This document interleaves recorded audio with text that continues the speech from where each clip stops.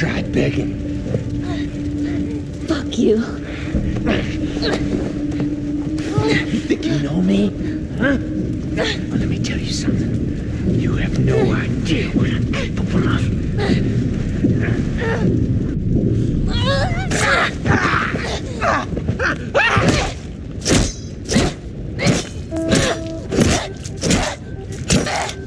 Ellie! Stop! Stop! Fucking touch me! It's okay. It's me. It's me. It's me. Look. It's me. He tried to... Oh, baby girl. It's okay. It's okay. No. It's okay.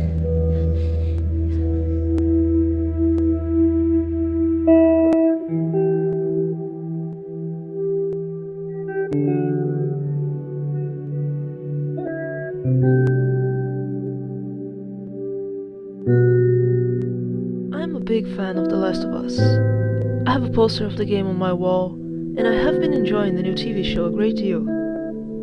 I am, however, slightly concerned about how the show is making Ellie more mature than Ellie is in the original game. In the game, Ellie is a tough kid. She carries her own weight, does her best to help out Joe, and defend herself as best as she can. When we see her interacting with someone close to her age, such as Sam, she does seem to be better at handling life in this post-apocalyptic world than he is. True, she's a little older, but I don't think it's a stretch to say she's more mature than the average 14-year-old. Be that as it may, in many ways, Ellie is very obviously still a kid. Which makes sense. It is possible to be mature in some ways and immature in others. It's part of growing up, I suppose. And in the case of Ellie, there's this goofiness to her that makes the lighter moments in the game particularly enjoyable. Like when they're in the car.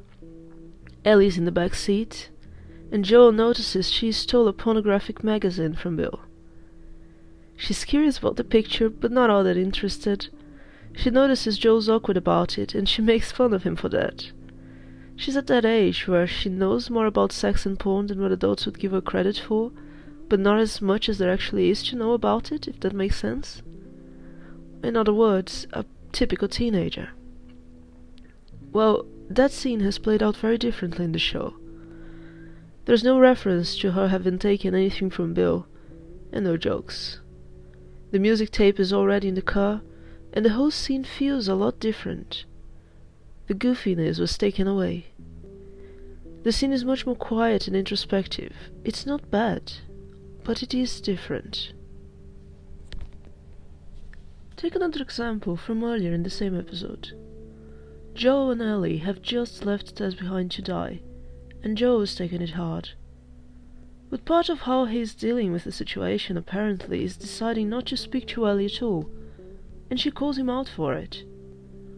When she starts to say something about it, he interrupts her, tells her he doesn't want to hear her say that she's sorry, and she replies, "I wasn't going to say that." Look, I've been thinking about... I don't want your sorries. I wasn't going to say I'm sorry. I was going to say that I've been thinking about what happened. Nobody made you or Tess take me. Nobody made you go along with this plan. You needed a truck battery or whatever, and you made a choice. So don't blame me for something that isn't my fault.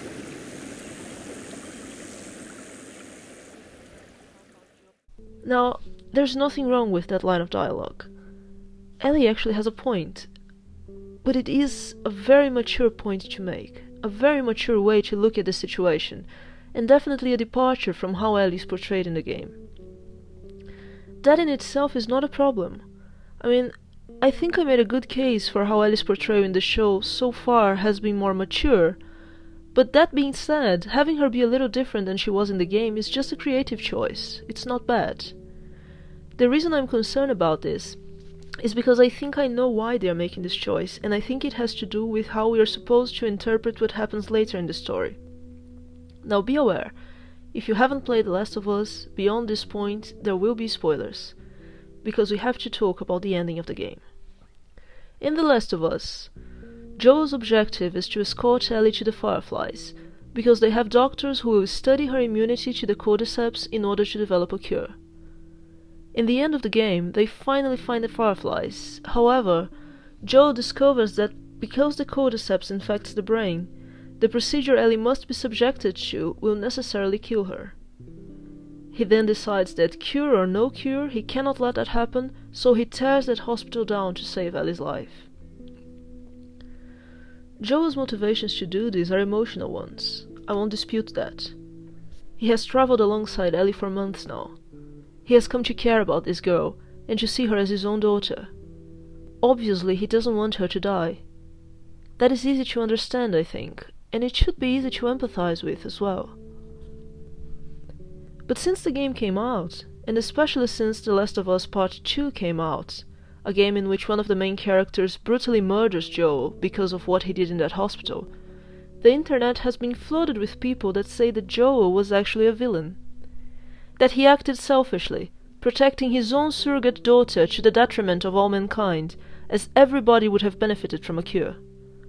Worse than that, Joel was a villain also for denying Ellie her agency, those critics said, because she should have been able to make the choice for herself, to sacrifice herself for the good of mankind.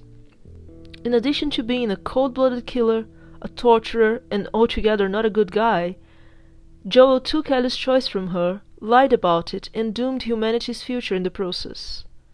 A villain, indeed. Well, I wholeheartedly disagree with that. Actually, I was quite surprised to realize how much traction this idea got online, and how many people were ready to agree with it. First of all, there is no guarantee that the Fireflies would be able to develop a cure.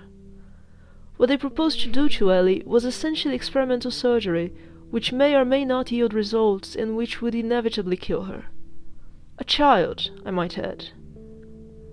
We, as a species, have agreed on the principles that should govern human experimentation a long time ago, and what was going on in that hospital violated many, if not all of those principles. The game makes it clear that the Fireflies have noble reasons. I can see that. They may be an exceedingly incompetent organization, but they do want to develop a cure. They want to free the world of this infection so that mankind can thrive again. Their willingness to sacrifice the life of a child arises from desperation, not hatred. But does that make it okay? I don't think so. Their experiments on animals went nowhere, giving them no reason to anticipate positive results. There was no time between when Joel and Ellie arrived in her surgery for them to fully explore other scientific avenues, such as growing her cells in culture or studying her DNA to search for genetic causes of her immunity. These people were so desperate that their attitude was, yeah, it will kill her. No, we're not sure what we're doing. But yeah, if there is a chance, however small, we might as well. As if her life meant nothing. After all, what is the life of one girl against the theoretical possibility of a cure for mankind? I think it's something. I think it is everything. It is true that the situation in The Last of Us is desperate, and perhaps the ethical codes we have developed to deal with human experimentation would be updated in such dire circumstances. But is that what this is? Ellie's surgery is random and possibly unnecessary. Previous studies do not justify it. Consent has not been given, consent which should be free, without intervention of any element of force, coercion or constraint. I cannot believe that this is a plausible evolution of our ethical codes. Clearly, the Firefly surgeons did not consider this matter fully, and there is no logic or reason that justifies their crime. I am able to understand their desperation, but if emotion cannot be a justification for Joel to save Ellie's life, it cannot be a justification for the Fireflies to take her life away either. We have decided long ago that we do not kill people for science. It is something that defines us as human beings, as much as our capacity to think and our genetic code. How do we deal with a desperate situation then, without being less than what we are? Or, in other words, what does it mean to be human? For us, in this context, until something better is developed, this means holding on to the principles of the Nuremberg Code and the Declaration of Helsinki, Principles developed, I might add, after we as a species learned lessons from painful experience. For Joe, it means saving Ellie's life, and not allowing her to be sacrificed in the name of desperation. Not allowing his daughter, and she is his daughter in every way that matters, to be murdered for a maybe. I haven't heard anybody make this point yet. The internet seems ready and willing to condemn Joel, and this is why I'm concerned about the creative decision to make Ellie more mature in the show. I think perhaps they're laying the ground for the future. To make clear that Ellie was always mature enough to make the choice to sacrifice herself, that this choice is noble, which I don't think it would be in this case, and that in saving her life, Joel was selfish and wrong. I hope that's not the case. I like the show so far. I think they're doing a wonderful job at adapting the source material, and I love the original story. It is a fundamental influence in my own work as a writer, so I do hope I'm wrong. I sincerely hope the show won't take that route. Too often, post-apocalyptic stories fall into the trap of ignoring that human characters have emotional needs as much as physical ones, and that there is an ethical dimension to being human.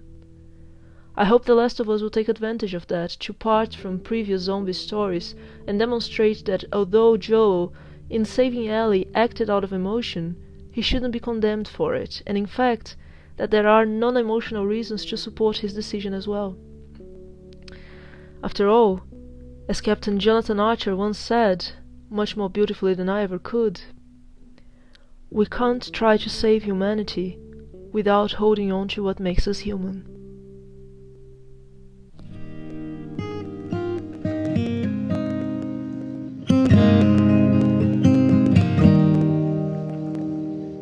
If I ever were to lose you, I'd surely lose myself.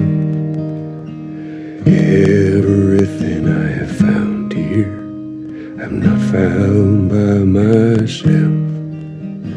Try and sometimes you'll succeed to make this man of me. All my stolen missing parts I've no need for any more, 'cause I believe, and I believe 'cause I can see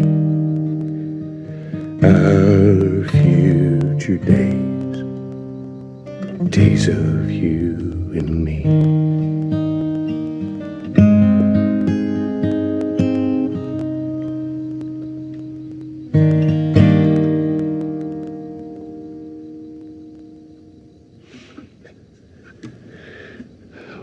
There you go.